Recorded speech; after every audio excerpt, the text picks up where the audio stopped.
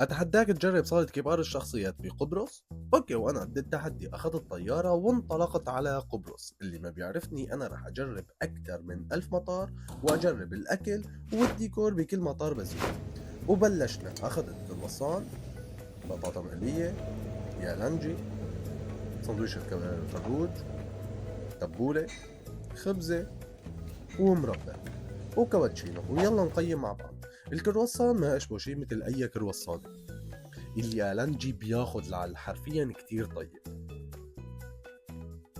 سلطة المعكرونة مثل أي سلطة معكرونة مقبولة.